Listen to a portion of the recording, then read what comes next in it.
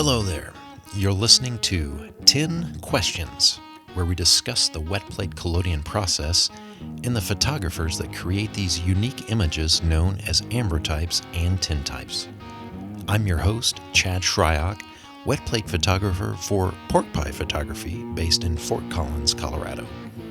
In each episode, I've asked a modern-day practitioner to sit down with me and talk about how they got involved with this vintage process, share some information on their gear and studio, and provide some valuable insights into their creative process. So whether you're just beginning to dabble your toes in the collodion ethers, or you're a seasoned silver bath expert, hang on and see what develops with 10 Questions.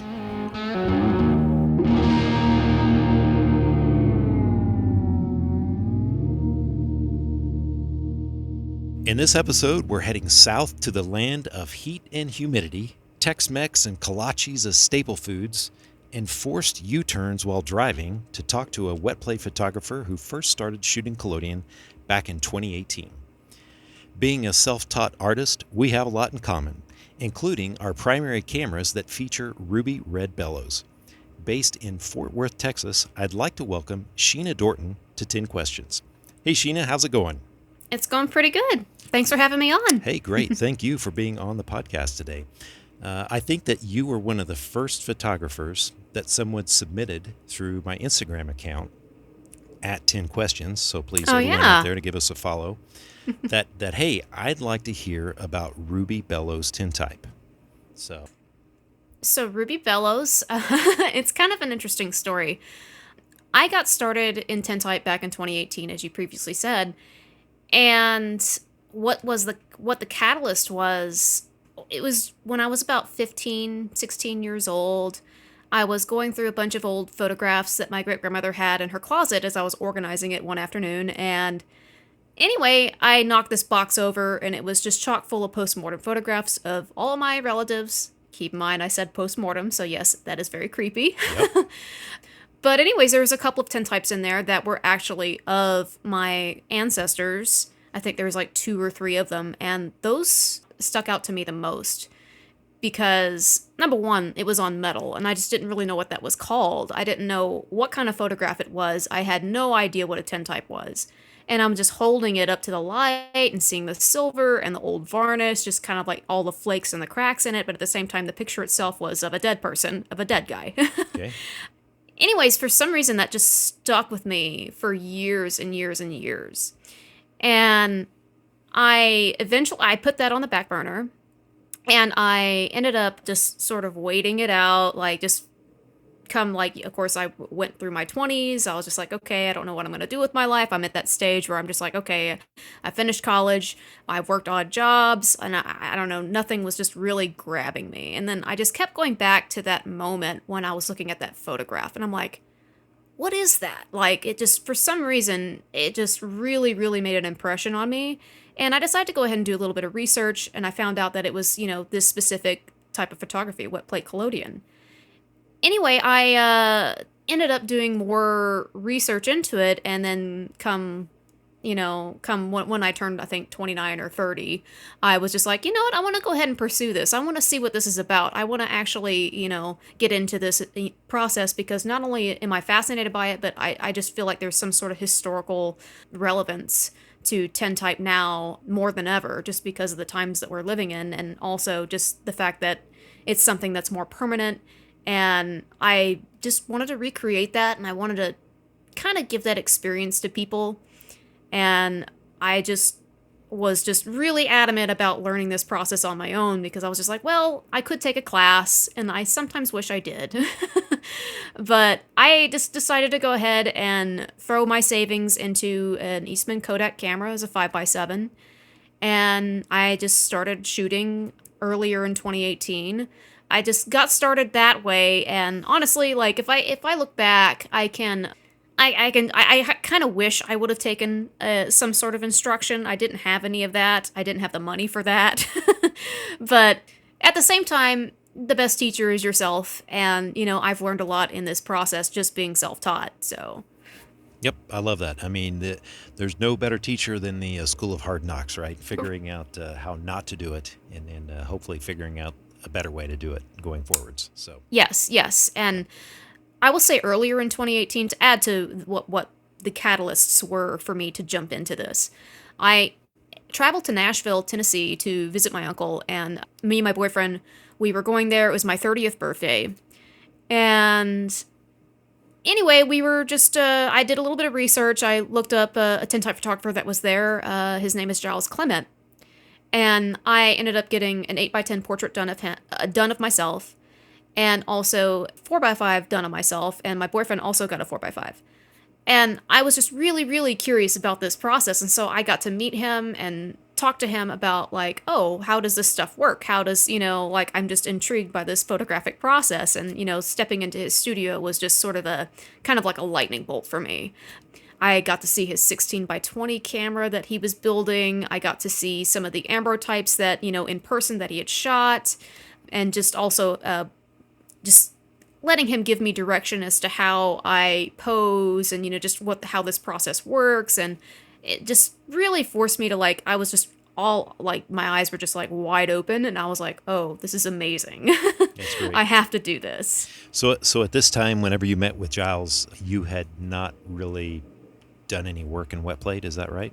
Yes, that is Okay. correct. So you were researching it, but had not done any hands-on at that point. Right. Fantastic. Never stepped into a darkroom in my life. I've never worked with film. I've never, like I said, never worked with any fancy cameras. I've never worked with any large format cameras. I was just really, really intrigued by this process. And so I'm like, well, I'll go ahead and get my own portrait done just to see what it's like. And then, all of a sudden it's like, it just struck me, and I was like, yep, got to do it. Great.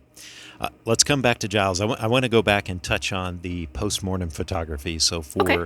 just in case there's some folks out there that have not heard of that or not familiar with that, talk about that just a little bit. So, like, if anyone doesn't know what postmortem photography is, it's essentially taking pictures of the deceased. And it's a picture of the deceased. And that style, the way that photographs were done back in the, 1850s and 60s and 70s, in that time period when this process was first being utilized, that was honestly, like, for a lot of people, that was like sometimes the only photograph of them ever taken, sadly. Right. But I just find that, like, I don't know, there's some sort of instantaneous, I don't know, I don't even know how to describe it. Like, you're in the moment and you take that portrait, and this is just a portrait that has been that was created physically in the room with this person. It's like a part of that person is in this photograph. I don't know if that's the best way to describe a postmortem photo, but I just think of tintype in that manner. But yeah. Okay. No, I mean, I think that's one thing that I always try to explain to folks whenever they're in the studio, or if I'm talking about the process to someone that is unfamiliar with it, is that whenever you have a picture of someone that was taken, whether it's a tintype or an ambrotype, that piece of material was physically in the room with that person whenever that Hmm. image was created. And I think there's something special about that it's not a copy, it's not a negative or something like that, that we have with kind of traditional film-based shooting.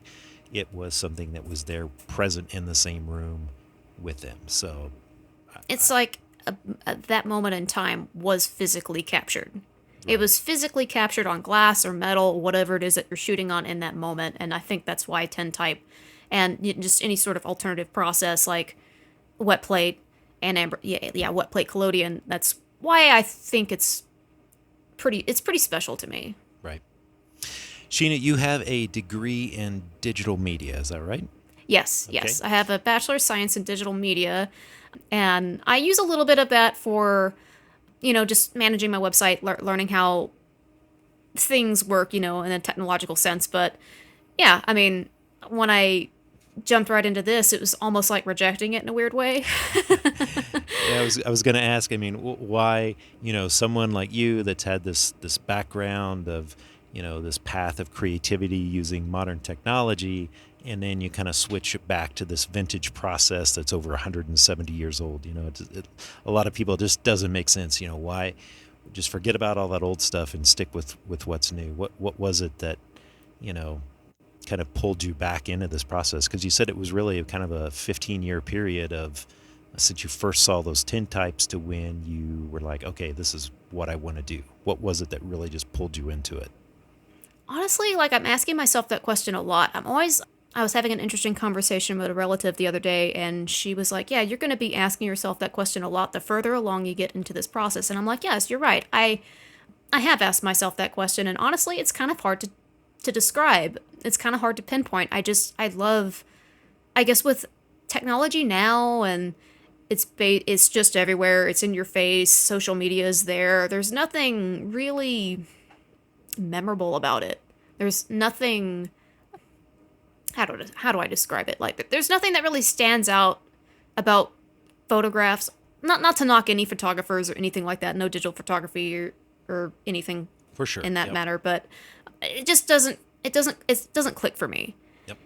And yeah, I mean, I think with a lot of wet platers, whenever they get into this, they probably feel the same way. I would assume I'm not the only one. They just get kind of tired of just all of the digital media world or just the social media world in general, and just seeing constant, people posting pictures of nothing, and there's no significance to actually getting a portrait taken. And I feel like with tintype, there's just this moment where people realize, oh, this is something special that's happening. This is something that my great, great, great aunts, uncles, grandparents, whoever had done. And there's something more, I guess, permanent about that versus, I guess, digital media or, social media. I keep saying digital media, but yeah, same thing. Right.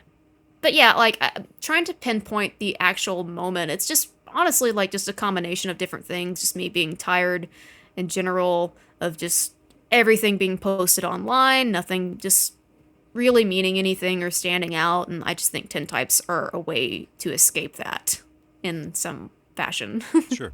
Yeah, and there's something to be said for the kind of the manual process of it, right? It's like you could try as hard as you wanted to retake that same exact image again, and you're probably never going to be able to do it, right? Because there are just so many different variables in play that everything is unique about the process.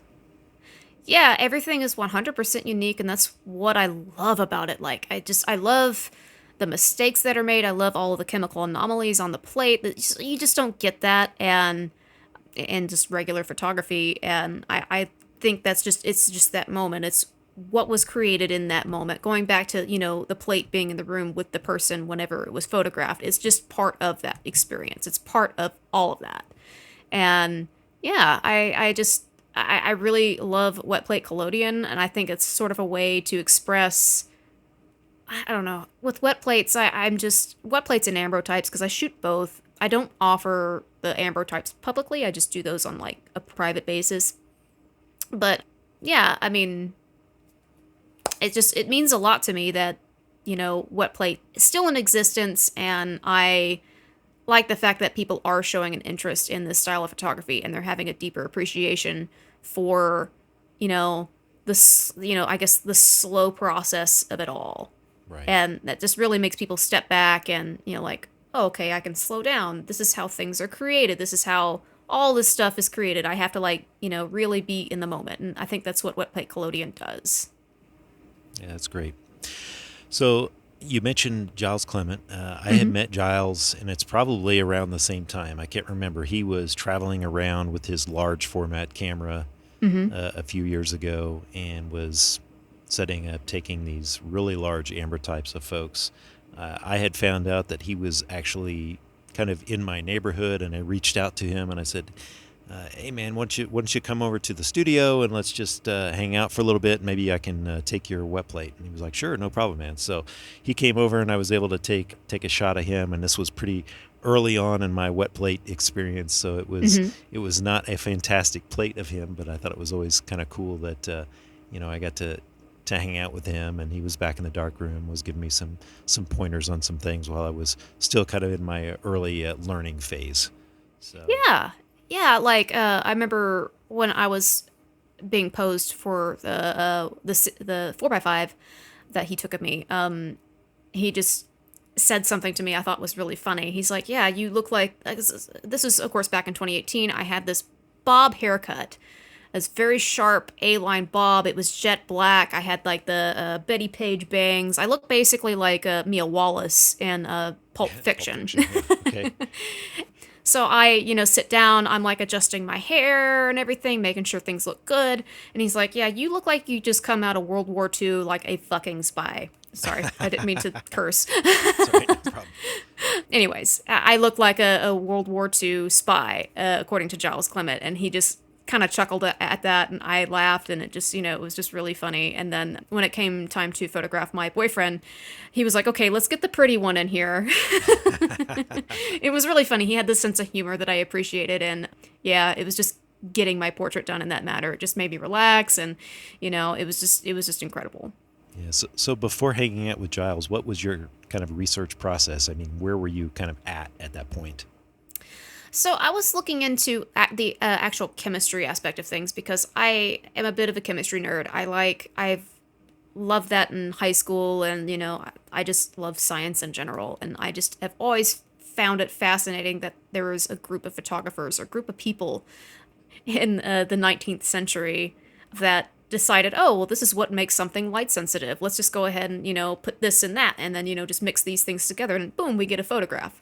I don't know. For some reason, there was just this, I don't even know what the word would be to describe that, but I don't know. I just think it's a little, I don't know, strange and eccentric in a way. I don't know. Right, yeah. But yeah, like they're just like a bunch of mad scientists just going at it, like trying to figure out, okay, this is the way, everything works. And a friend of mine, she told me the other day, she's like, "Yeah, with all the chemistry that you work with, they are very, I call them cartoony chemicals." Okay. And I'm like, that kind of makes sense because, you have the potassium cyanide, you have ether, silver nitrate, and all this, all of these other things amongst everything else. And she's just like, "Yeah, when you describe your chemicals and your process, it's like you could die a cartoon death." And I'm like, that probably has happened to some individuals in the past, but due to modern science, luckily I'm in the clear. Right. Yeah. Oh, everybody be safe out there. Yes, absolutely. So when you left your session with Giles, what happened next? I mean, did you now that you had seen it, I guess, firsthand, I mean, I guess let's start with that. I mean, was this the first time you had seen the process performed with your own eyes, kind of up close? Yes. So I've researched, I've watched videos of the process itself. I've watched the fixing process. I've tried to find videos at the time that were, basically a darkroom breakdown of how to develop, how to, do all that stuff, how to coat a plate. And anyways, it's my first time actually seeing it, like, I wouldn't say hands-on, but, he was just doing it in front of me. And I was like, okay, this is super, super cool. Yeah. And so did that session with Giles, did that really kick off a desire to start your own business with this? Or was it, hey, I still am just kind of more interested in if I can actually do this or not? So I was just more interested in seeing if I can actually do it, because there's a lot of variables, there's a lot of things at play, and I understand that it was very, very difficult, and it was also very dangerous, and that's kind of what sort of kept me back. That's why I was held back from it for so long, because the dangers involved with these chemicals. I'm a little paranoid when it comes to handling things of that nature, but it just sort of, like, after seeing it with Giles and, just doing a little bit more research after that, I was like, okay, I grew a little more confident, and I started talking to wet plate photographers who do this full time or do this part time, or just even hobbyists who, are interested in, or they just had way more experience than I did. And I was like, okay, I'm feeling a little bit better about pursuing this. I just wanted to see what it would be like to shoot portraits, and I didn't have an intention of doing this full time. It just sort of happened. Okay. So let's talk a little bit about your learning experience. So, like myself, I mean, it sounds like you're self-taught in the process. Hmm. For me, it was months of research and watching YouTube videos and really just trying to wrap my head around all the factors that kind of go into wet plate without actually, performing any of the actions to do it. Yeah. What were some of the resources that you used during that time to kind of familiarize yourself with the process?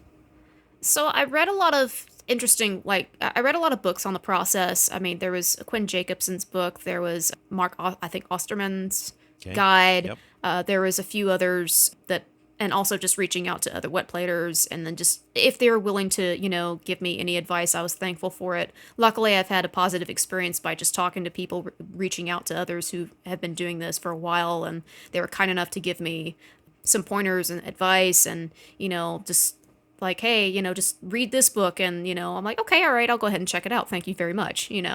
So, and also just looking at Alex Timmermans. I, Okay. I think Yep. that's, I think that's his, Yep. I think that's his name. It is.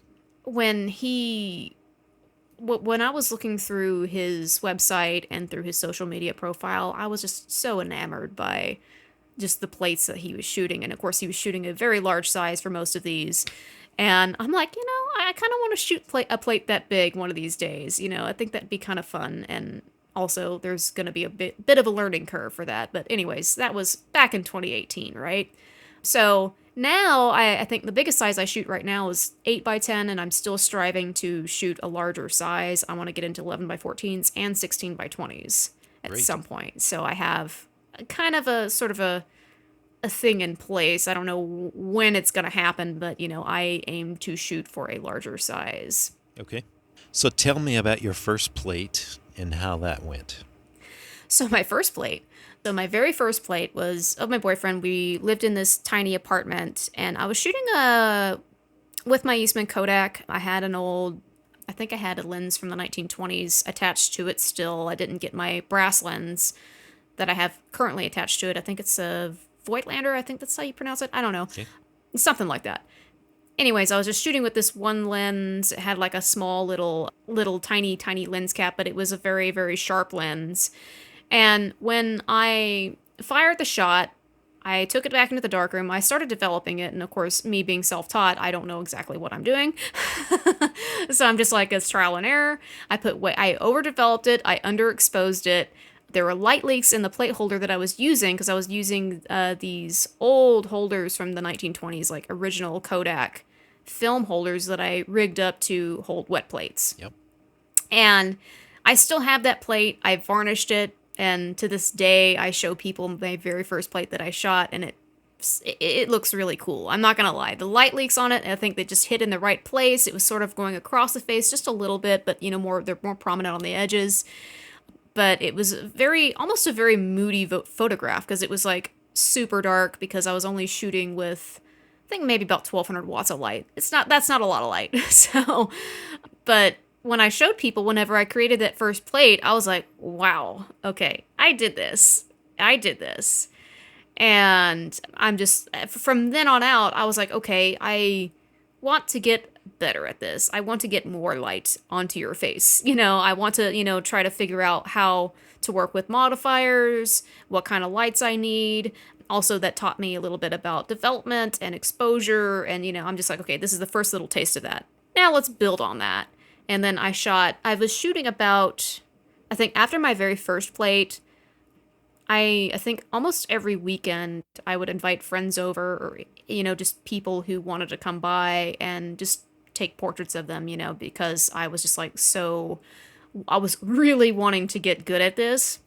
And I ended up shooting about 12 to 15 plates a night, just on weekends, when people were available, or if there was like some time during the middle of the week, I'll maybe shoot like 5 or 6 in the evening, and trying to figure it out. So I will say this, my boyfriend, there are hundreds of plates of him. Hundreds. Yep.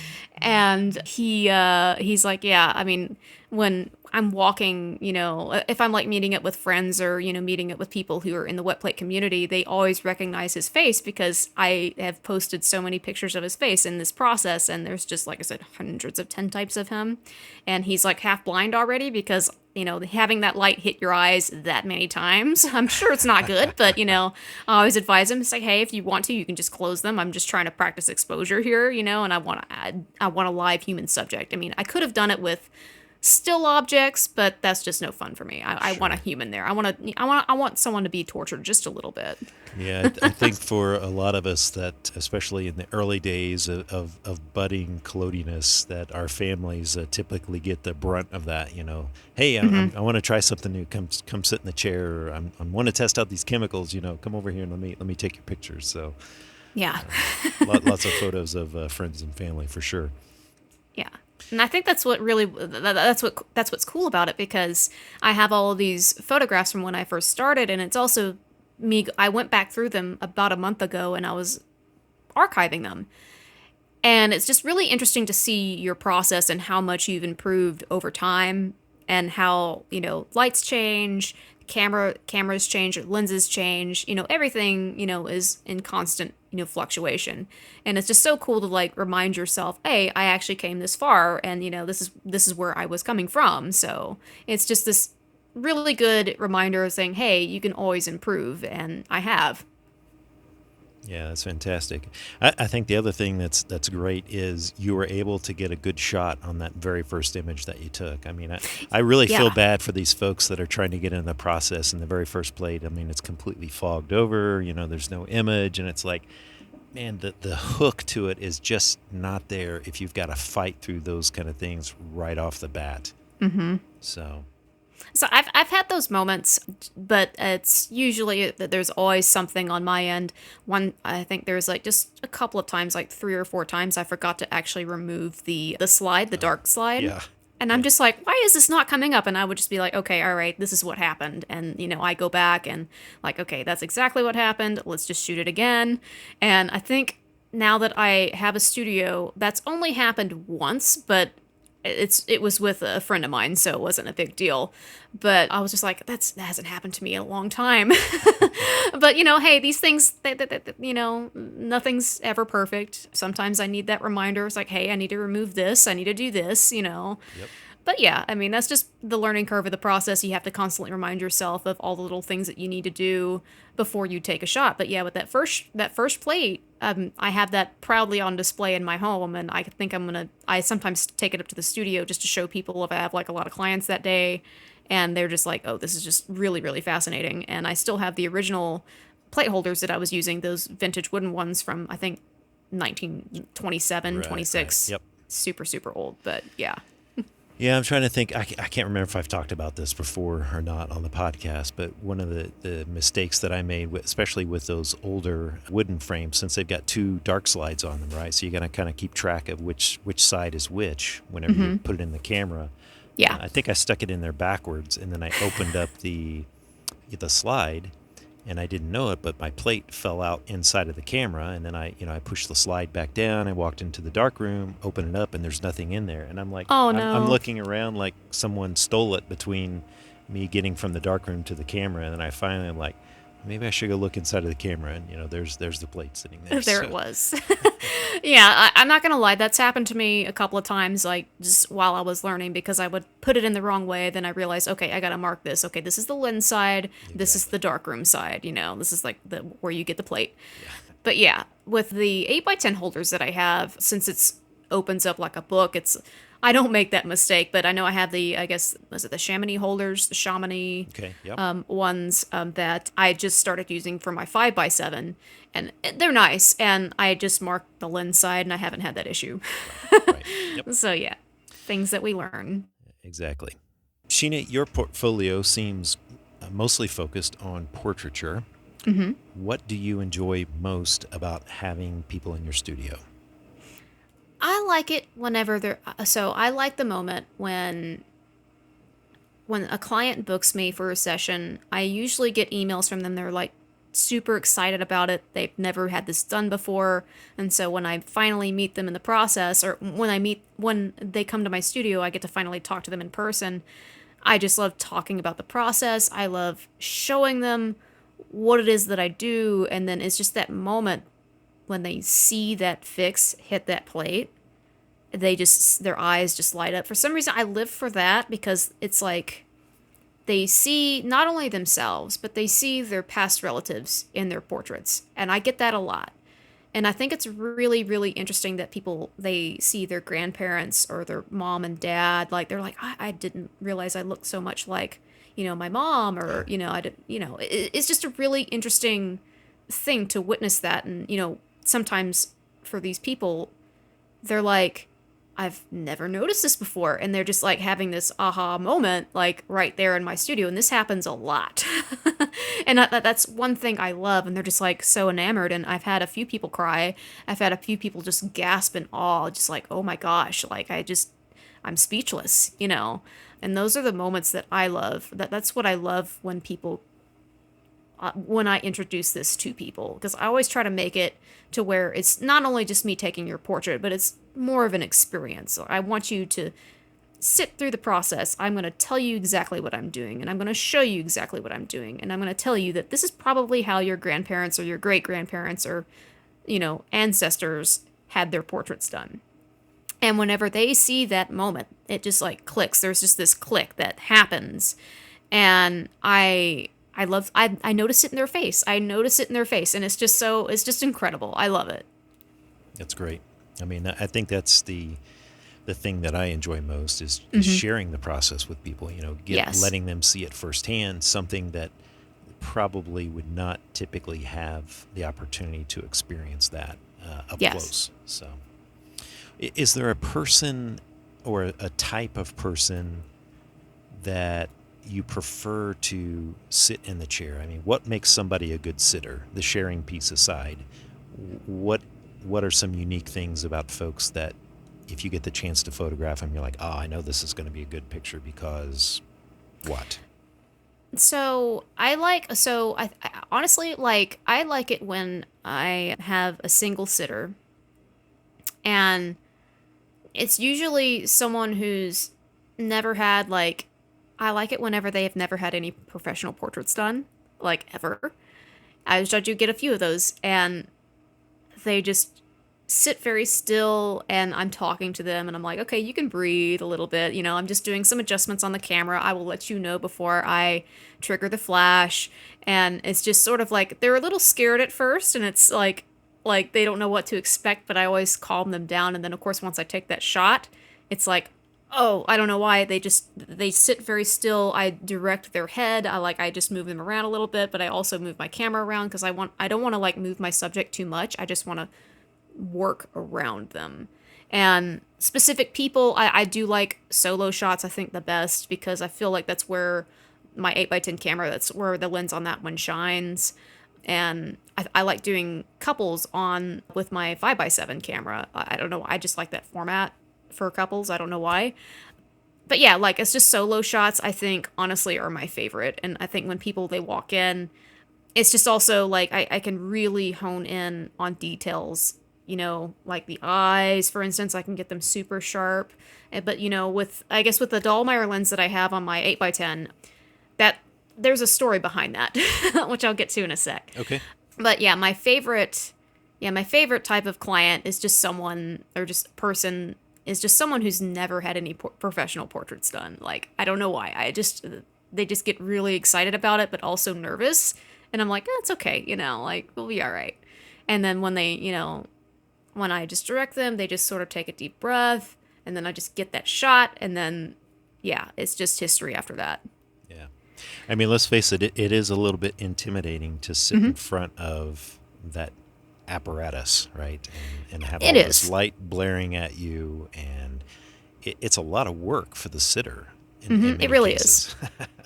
Yeah, it's like, 'cause I sometimes get clients who are let's say I'm photographing a couple, for instance, just a random couple, and they don't exactly know how to be still. They'll talk, they'll do their thing. And I said, okay, I'll just go ahead and if you guys can just be still and just squeeze in together, I'm going to have you lean your head against him. I'm going to have you move your hand here and, just hold it for me. Just y'all are doing great. I just have to reiterate, be still, be still. You're doing great. You're doing awesome. And like some clients just don't understand that. They don't understand, I guess the process of being that still for that period of time, but it's okay. I let them know. It's like, okay, now it's time to be perfectly still. And then they usually are still. But with like some of the children that I would photograph, some of the children are actually better portrait sitters than some adults. And I think the reason why that is because of school portraits, I would assume. And also the children that I have photographed, they usually have a photographer parent who is always taking pictures of them. So that also helps. Right. Yeah, I mean, I guess I never thought about that. As far as kids, they're at least getting their picture taken at least once a year, in some very formal setting, at school. So they've probably got more experience than adults do these days. Yeah, I mean, I think it's also like the informality of portraits too, because people are constantly just taking pictures with their cell phones, and it's like us adults now with social media and everything, we're just like click, click, click, click, click, and yeah, it's just something that we just don't really think about, and then kids are more reminded of that, since they do have to sit for a school portrait. So, right. Yeah.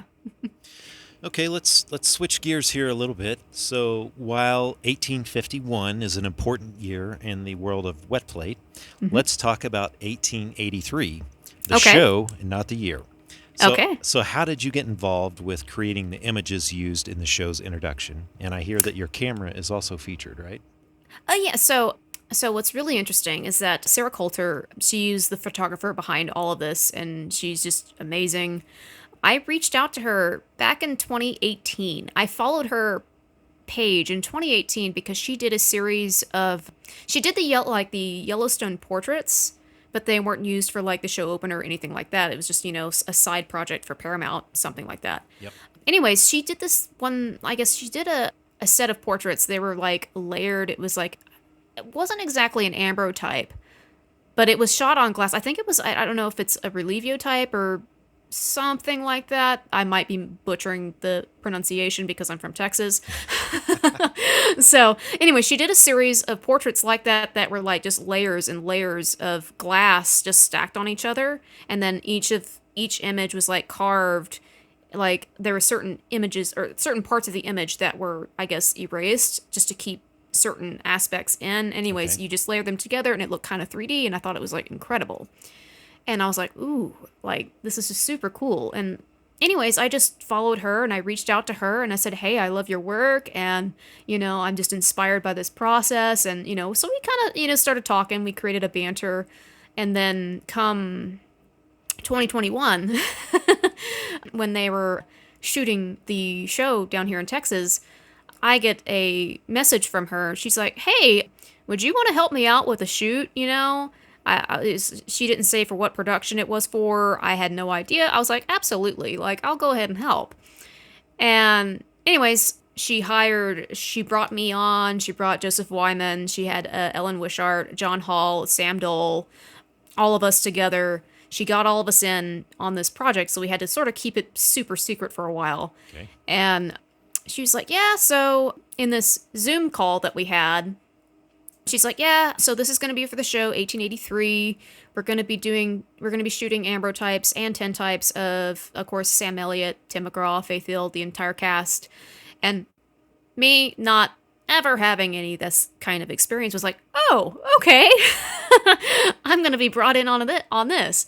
So anyways, I was like, oh, this is going to be really, really interesting, just to shoot for a major show because I have never had that kind of experience before. And so anyways, I finally got to meet her in person, and I got to meet Joseph Wyman in person. I got to meet John Hall. I got to meet everybody, like just, like people that I followed, previously and have had like conversations with just over the internet. And anyway, I finally got to meet everyone in person. And then during the pre-light, we were getting her camera. She brought her camera. I think it's a Deerdorf. It was a Deerdorf 5x7, I believe. And she brought that down, and I believe it was the ground glass that got busted in transit or something happened. And anyways, she ordered a replacement for it, or a replacement ground glass, I believe. But they ended up shipping her, I think, a Fresnel instead. I'm not sure. It was like a complete disaster. This And sounds like some sabotage was involved with this. yes, no, no, it was just crazy. And so during the pre-light, we had the big shoot the next day. She sits me down. She's like, "Hey, can I go ahead and use your 5x7 camera? Just because, issues with that other one is just not going to work out." And I said, "Absolutely." And so we put my camera up on the tripod and we take a couple of test shots, and it's like working perfectly. It's like, I started thinking about it, and I was like, well, yeah, I mean, the lens on that camera is from 1885, like 1885, 1886. So I'm like, it's kind of appropriate for the period. And, they ended up using my little Eastman Kodak for all of the promo shots, like all of the show opener, all the plates that we shot that day were just shot with that camera and that lens, and it was just incredible. And my job in this process was to basically coat and sensitize all of these plates and then run them up to the camera, and also to make sure my silver bags weren't contaminated with anything. And so I had this, whole system in place to just sort of keep track of like what plate holders were going into what silver tanks. And, I just had this, it was a lot, but, we ended up shooting what I think a little over 100 tintypes and ambrotypes that day. So it was a lot of work, but we got it all done. And I will say probably the most striking moment during that process, during that day, was when I was in my darkroom coating plates, and my walkie goes off to let me know that Talon is on set, and I'm just like, okay, all right, so I'm aware. And anyways, this voice like walks in to the tent where we were at. And, there's a few people, with this person. And anyways, it just kept getting closer and closer and closer to me. And it got to the point where this person was standing right, like directly behind me. And I have my respirator on. I've got a stack of plates in my hand, ready to go up to the camera. Anyways, Sam Elliott is standing 2 feet from me and just looks at me and then tips his hat. And he's like, "Ma'am," he's just being very kind. And I'm just like, yeah, and I just kind of, saunter past him, and then I set the plates down, and I'm just like, gotta go coat more. So yeah. My 3 minutes are up. Sorry, Sam. I got work to do. Yeah, like I never would have thought in my life that I would be in that situation. So yeah, it was an incredible experience, and I was really lucky to be brought on for such a massive project. And the crew, us, just all of us, like Sarah, she didn't even know the tintypes were going to be used for the show opener. We didn't find out until like just a few weeks before the show premiered, like 2 or 3 weeks, and I was like, "Oh my god, this is just incredible!" And then when the show premiered, I was like, "Oh my god!" That's my It was like, yeah, it was super cool. I was just like, "Oh, I assisted with that, and she did really great job of capturing all the cast, and it was just really, really nice." And all the cast members are really, really nice. I will say that. They were incredible. That's great. Yeah. I'm really glad that you were able to experience that. I'm glad that you mentioned Sarah in that. Here's a teaser for next week's show. I will be talking to Sarah Coulter and to get her side of the story as well. So yes, absolutely. So did you have the chance to really talk much about the process to these folks, or was it pretty much all business for them? I mean, they were kind of sitting in the chair or wherever they were at for their portraits, and then they were off doing other things. I think it was really strictly business, because I know we only had just a few minutes with each cast member, and I know we were trying to crank out plates as quickly as possible. And our goal, I think Sarah set a goal to do at least anywhere from 8 to 15 plates, or I think 10 to 15. I'm not exactly sure what the number was, but we cranked them out as much as we could. And yeah, so I think it was just more or less just strictly business. And I think we were originally going to get some shots of Tim McGraw and Faith Hill, doing their couple shots, because I think it was their anniversary coming up. And anyways, I think they ended up nixing those shots, and we were just like, okay, we're about to get ready to, I guess, shut down for the evening. And it was, getting close to the end of the day, and I think we photographed somebody else prior. I think she started photographing some of her coworkers and associates and people like that. But anyways, we end up getting I guess we end up getting notified by one of the PAs. They're like, oh yeah, they're on their way. So I was like, okay, I got to work my way back to the darkroom. I got to coat 5 plates. I got to coat all these amber types. I got to get them ready. And sure enough, I think we ended up doing 5, and they all ended up coming out incredible. Fantastic. And then that was like the end of the day. That sounds pretty exciting. No, I'm glad you're going to get to talk to her, because she'll go into more detail about this process than I ever could. But yeah, it's just I was so going to cool. ask, were you able to keep any of those plates that were made on the set, or not? No, Okay. no. She ended up, she scanned them all. She told me a little bit about her process for scanning and everything, because I had some questions. I think I had some amber types I was just shooting, and I was like, how do you scan these? And she just gave me a quick little rundown. Oh yeah, this is what you do with this plate. And I was like, okay, perfect. But yeah, none of us were able to keep the plates. And I know Joseph and I, we were like, man, we wanted to take that Sam Elliott one. We both were just staring at it. We're just like, yeah. Yeah. But that's great that's shots. life. I mean, if folks have not seen those, please go track them down. There's a whole series, I think, on YouTube that shows some of the behind the scenes of all of those plates that were made for both Yellowstone in 1883 and I think even the latest series, 1923, I think they have also done Oh the yes, series. yeah. So Those, hope to yeah. talk to Sarah in more detail about that later. So. Yes. Okay, so Sheena, you've done both pop-up and studio shots, as well as the location things that you just talked about. Tell us about your different studio and darkroom layouts that you currently use. I originally started doing pop-ups when I got started with this, because I didn't have a studio space. I was just strictly sticking to Fort Worth and Dallas, and just any local, just DFW area. I would set up at like bars and breweries and distilleries, and just anywhere, art galleries that would allow me to set up. And I would Okay. always just reach out, be like, hey, I do this. I think this would add something interesting to your event.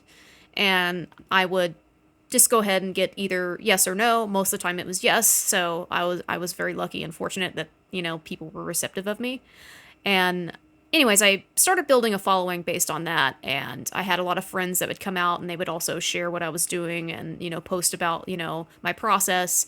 And anyways, 2020 hit, and I was like, okay, I don't have a studio. I can't do pop-ups anywhere anymore. So I started shooting, I guess, out of my kitchen in my house. Okay. And I was being very selective with clientele, mostly because I was, because it was COVID. I was just like, okay, I can't go too crazy with this, but I want to stay, somewhat employed.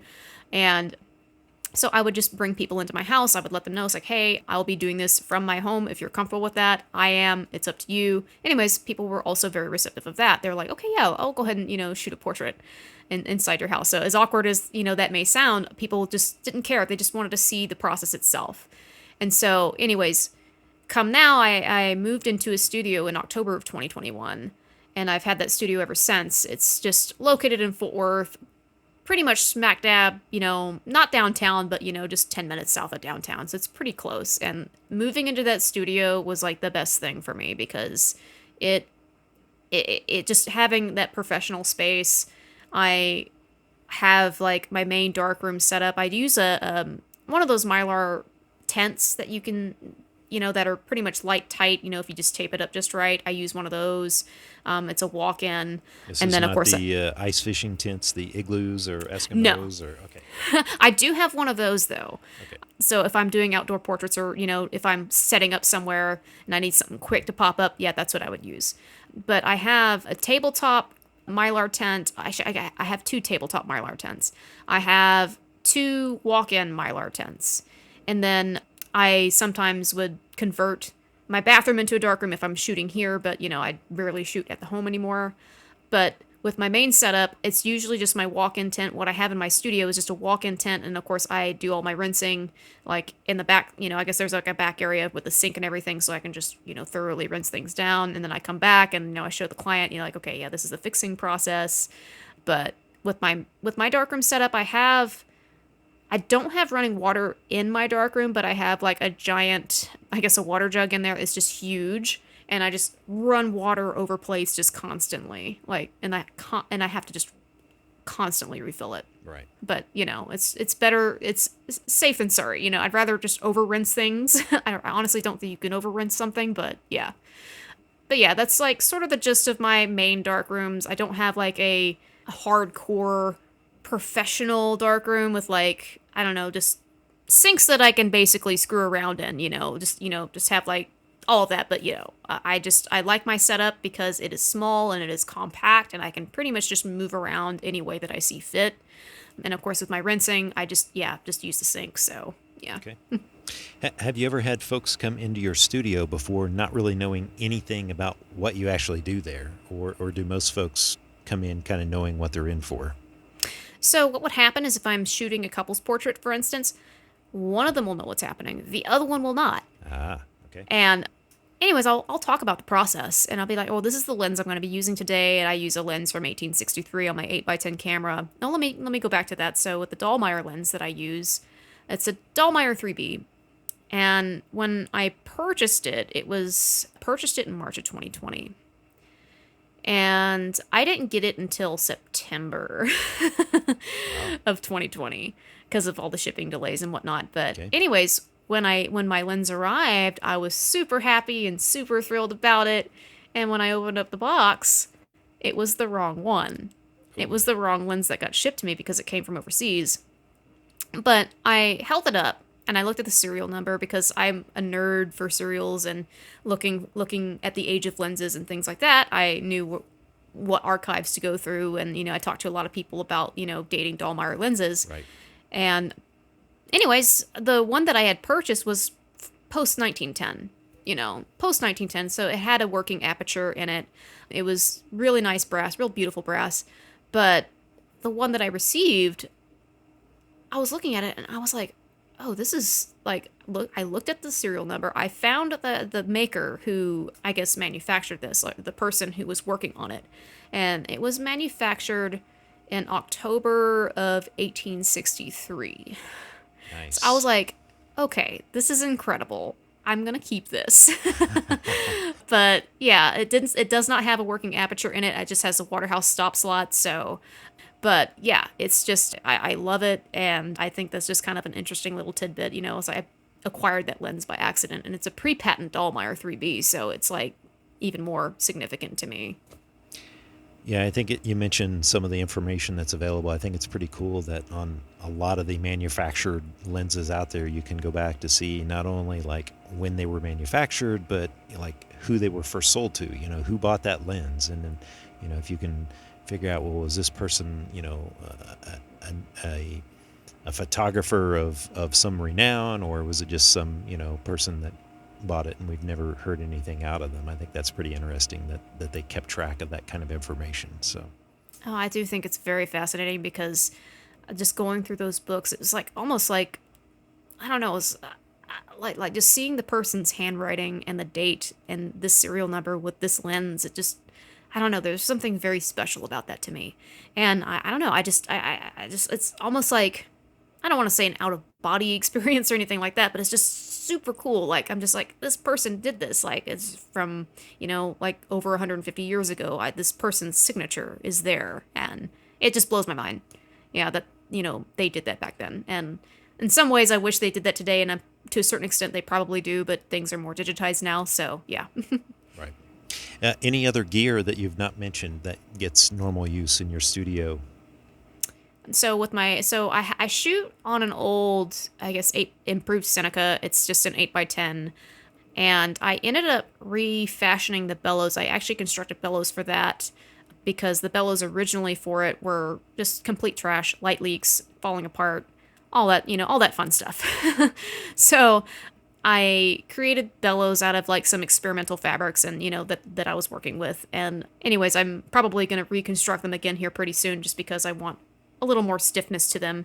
But yeah, I use my 8x10 Seneca a lot. I held off on using my 5x7 after the 1883 thing for a while just because I was just like, okay, I'm just going to leave this here for now. Yeah, the Smithsonian may want that someday, right? They may. I don't know. We'll find out. But it was just, yeah, like I've been getting into using that again. And I know when Joseph Wyman was here, we were actually playing around with with doing some 5x7 portraits outside of my studio, just doing natural light portraits, and we were just having a great time, just seeing what we could do and testing exposure and whatnot. But yeah, so those are the two cameras that I guess, are the most in use in my studio. Okay. But yeah. Curious about some of the different materials that you have made your bellows out of? So there's this product so it's kind of like leather paper. I don't know the exact, I don't know what, I'm trying to think of what it's called. But it's really tough. It can be washed, but it's also very stiff. And you can sew through it, but when you sew through something, there's going to be pinholes and everything. So I use leather paper for the main construction. And then I take a black felt. You could use Kona cotton or black felt to line the inside of the bellows. Either or works just fine. And I use, of course, a specific glue for that. But on the outside, I end up coating it with another layer of Kona cotton, just like black Kona cotton. And then after that, whatever finish I want to put on the bellows, I either use like maybe not a satin, but like sort of a silk, sort of like one of those multicolored silks that changes in the light. Okay. So that's sort of what I use to design my bellows. I have a couple of different colors right now for the future camera I'm going to build, so I'm excited to test those out. But the leather paper that I use, it can be washed. It's like made to be really, really tough. Like it's like made to withstand time, basically. And it's thin enough to where it's not going to cause any weird folds or whatnot. It's not going to be too thick, especially with all the other layers of fabric that I use. But yeah, and it also holds its shape really well. So it's just a fantastic material that I use. But I'm also playing around with something else. It's like a sort of a waterproof textile. Like it's also kind of stiff, but it would need probably some boning. But yeah, that's the main product that I use. The main material that I use would be like the leather paper. Okay, interesting. I'll have to check it out. Yeah. I bought a bolt of it. Okay, Sheena, if you had the chance to photograph anyone, so whether they're dead or alive today, who would it be? Have you? Well, anybody so on I your thought hit about list? that. Okay, so as a woman from Texas, I like Texas artists. I like Texas musicians. I like, just I just love. I really want to get Billy Gibbons. Like Billy Gibbons would be incredible. Like he would just with the beard and the sunglasses. I'm just like, oh God, The cheap sunglasses. yeah, like he would be incredible. And also like I would love to photograph Opal Lee. I would consider her like the mother of Juneteenth because she's, from Fort Worth. She's from Texas. I think that would be amazing. I know this woman, she's in her 90s and, she's fought so hard to just really, just to get things passed and, to make things, to make that an official holiday to commemorate, that Black history. And Right. I just think it's just really, really cool. I think to capture her in this format, I think that would be incredible. Well, But there's just so many challenge others, you to but yeah. reach out before it's too late for some of those Yes. folks. Yes. Yeah, it's just, there's so many people that I've thought about, and I think those would be like my top two. But I'm thinking of like photographers now that I would actually like to photograph. Dead or alive, this woman would be dead. I think it would be interesting to photograph Bunny Yeager. Because she was she sort of founded the selfie in a weird way, because she's like from the 1950s. She did the Betty Page portrait. She's basically the mother of pinup photography. Okay. And I came across this photograph of her a while back, and it was, because she was a pinup model herself, and then she got into photography because she's like, I like the way this is. I want, things photographed from a woman's perspective. And there was this photograph of her from 1955 or 1956, and she was modeling for it. But she was also holding a light meter and being professional and, just checking things out. And someone captured her holding this light meter in lingerie, just making sure the exposure was correct. And I just liked that level of self-assurance and just this confidence that she had. And I think she would be an amazing person to not only photograph, but to talk to. Just to see, just to really get inside of her head. Just, I'm just that kind of a nerd. Okay. But yeah. Well, let's talk about what's next for you in your wet plate journey. Are there ideas for maybe a series of images that you have in mind that you've not shot yet, or do you have something that's in the works? So I'm kind of just taking it one day at a time, but I mean, I do have a couple of things. I think my next big move is to get into dry plate photography. Just because a friend of mine from Chicago, he goes by D'Anson Brody. He is very experienced with dry plates and he does a lot of amazing photographs. And he gave me a set of dry plates because each time he comes down, he's like, I want to shoot a dry plate. So I was like, hey, let's just come to the studio. But yeah, that's just one of those things that I kind of want to get into. That's like my next step because I have pretty much everything I would need for that. So that's my next logical move. And then I think after that, I want to try shooting on a larger format. But yeah, those are my goals, I think, just for the near future. So we'll see how it goes. Okay. Well, it sounds like you've gotten into collodion kind of during this most recent, I guess I would call it a renaissance period, really, with the last decade of so many more people getting into the process. Who are some of the artists or other wet plate photographers that you look up to or that have inspired the work that you do today? So there's a lot of people, like, honestly, like, everyone that I've worked with on 1883 they were just incredible. Like Ellen Wishart, she was like one of the first people that I talked to after Giles. Because she was doing a demonstration in Denton, and she built this trailer, like this portable trailer to shoot tintypes out of, because she was like a woodworker, and she does all these incredible things. And anyways, I talked to her and I was just like, oh, this is just so cool. Anyway, she's very inspiring. She's very laid back. She takes amazing portraits. So she's like one of the few, like one of the many people who inspire me. And also Sarah Coulter, just, considering me in this process with all the stuff that we've done recently and in the past. But yeah, also Joseph Wyman. He's just a giant nerd and it's great. Great guy to talk to for sure. Oh yeah, yeah. And then also like a hidden gem, I think, is John Hall. He's also from Dallas. He's super knowledgeable about just photography in general. Like he's got things down to a T when it comes to just having this intense knowledge of wet plate. And if you had like questions or troubleshooting, or if there was like some sort of issue I was having, like he's like the go-to guy that I always, either message on Instagram or whatever. I'm like, I'm having this issue, or just, just for any general information. And he also just takes amazing portraits.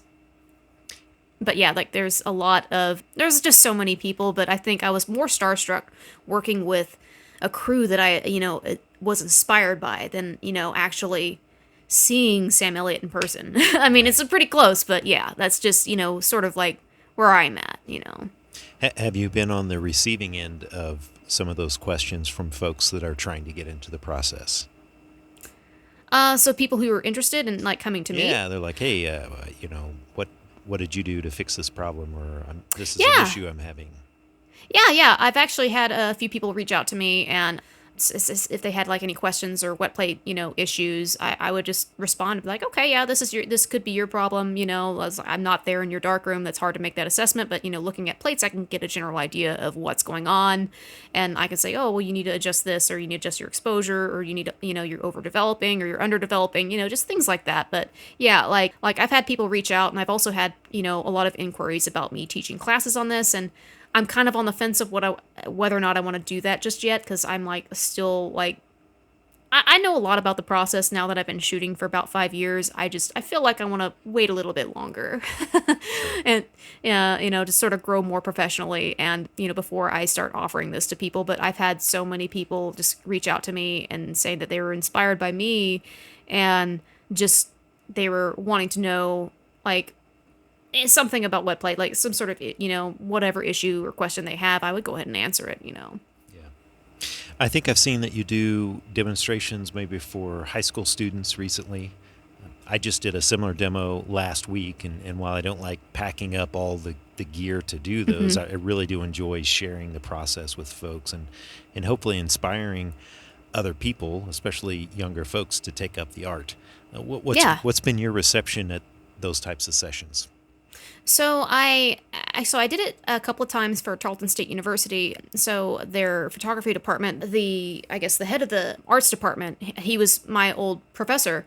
And anyways, he reached out to me and he's like, "Hey, I like what you're doing with wet plate. Can you come, show my students what you do?" And I'm like, "Yeah, absolutely." So I've done that a couple of times now for them. And I actually got to photograph the president of Tarleton State. He came by, him and his wife and his two daughters. I was not expecting that, but I was really flattered that they wanted a portrait by me. And I was like, okay, this is incredible. But yeah, I've done that. And a lot of people, they're very receptive to that. And I know that a lot of, I guess, whenever I'm doing demos, especially for college students, they are kind of shy, I guess you can say. They don't want to ask questions. They just want to sort of sit there and watch, which is fine, but I like to gauge the audience a little bit. And I'm trying to make, things a little bit more interactive with people whenever I do these things, because I know I get it. I'm a shy person myself, but I mean, I'm like, come on, you can ask me a question. You can, don't be afraid to speak up. Like if you are genuinely curious about what it is that I'm doing, then just say something,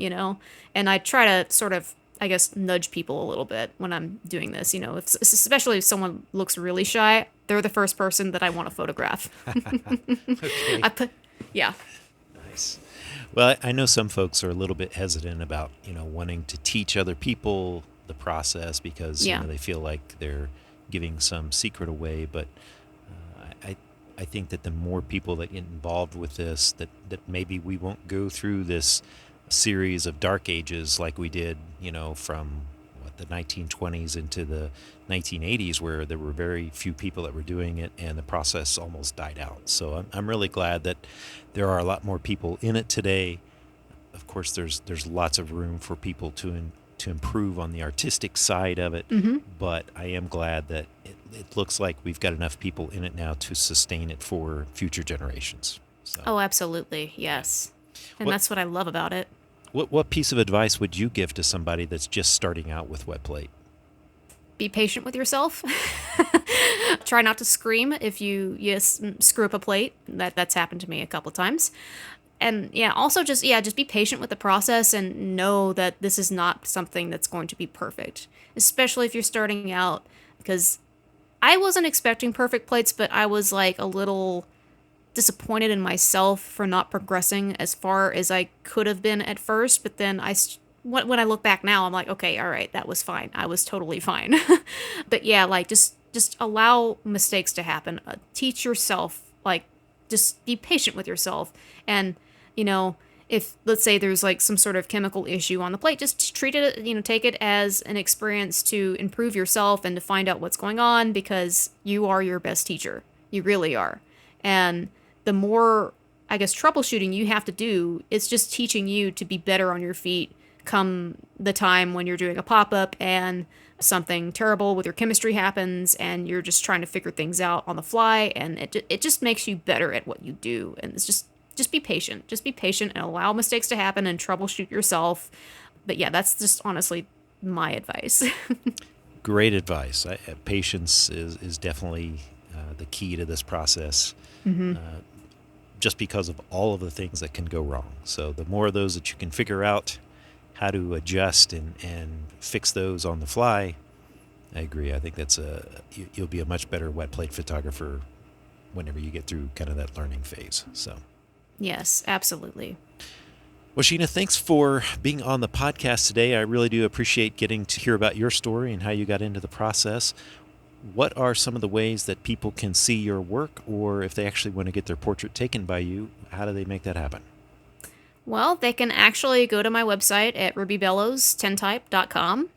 They can book an appointment directly there, or they can message me through the website, or they can email me. My email is also on the website. My email is sheena@rubybellowstintype.com. And also I have my social media as well, which is rubybellowstintype. Perfect. Just all one word. Well, thanks, Sheena, for being on the show today. And again, I wish you all the best of luck with your business there in Fort Worth. And if you are ever in the Fort Collins, Colorado area, give me a holler and we'll make some plates. Yeah, absolutely. I would love that. Awesome. Thanks, Sheena. I hope you've enjoyed this week's episode and maybe even picked up some insights that will help you along in your own wet plate journey. I'd love to hear from you on who you'd like to have on in a future episode. So send me a message and follow our Instagram account at 10 questions with any feedback. Don't forget to hit that subscribe button on your favorite podcast provider. Thanks for listening to me, Chad Shryock, and my expert guests and I look forward to you joining me again in the coming weeks for a new episode of 10 Questions.